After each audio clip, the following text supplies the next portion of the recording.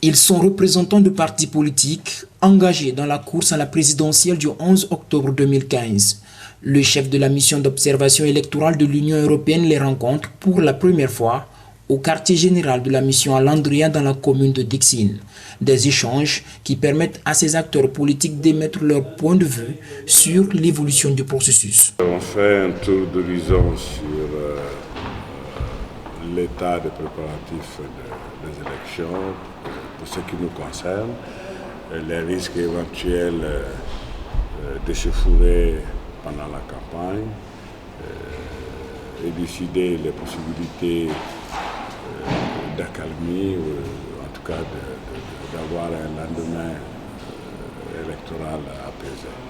Nous avons toujours demandé à ce que la communauté internationale s'implique, non seulement dans les préparatifs, dans le suivi, et surtout dans ce que je mettrais entre guillemets la certification de la transparence de ces élections. Nous avons besoin de cette caution, nous avons besoin de ce quitus, nous avons besoin, et ils ont mis de l'argent dans ce processus, c'est l'argent des contribuables européens, et il faut bien que, en fin de compte, les élections en Guinée répondent aux standards des élections de la sous-région. Notre intention, c'est de vraiment pouvoir organiser des élections crédibles et transparentes pour que celui qui les remporterait puisse être proclamé président de la République dans la sérénité et dans la quiétude. Pour cela, donc, nous avons insisté déjà, nous avons rappelé que lors de la mission exploratoire, nous avons donné notre accord pour qu'il y ait une mission d'observation de l'Union européenne, d'autant plus qu'elle avait eu des effets positifs lors des élections législatives de 2013. Donc nous pensons que la présence d'une mission d'observation est vraiment utile pour essayer de voir tous ensemble comment il faut faire pour que les règles et les bonnes pratiques puissent être d'usage dans le cadre de cette élection présidentielle afin d'aller à des élections apaisées. Pour certains partis politiques, l'élection présidentielle du 11 octobre 2015 va être une première expérience électorale.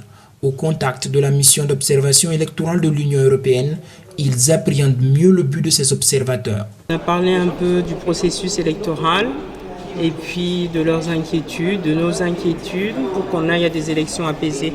C'est important pour suivre un peu le processus et puis pour nous aider parce que nous sommes une jeune démocratie et l'apprentissage de la démocratie, c'est pas toujours évident. Nous avons passé en revue ce que nous avons fait en termes de préparation.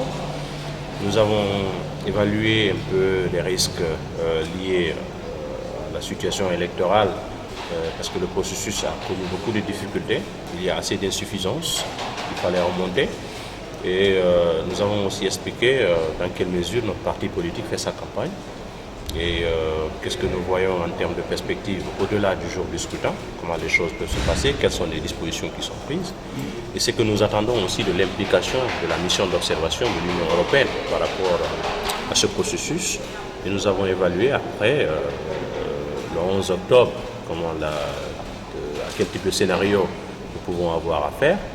Et pratiquement, nous avons passé en revue un ensemble de questions relatives au processus lui-même, le thème de préparation, le jour du scrutin et après le scrutin. On note 8 candidats à cette élection présidentielle du 11 octobre 2015 en Guinée.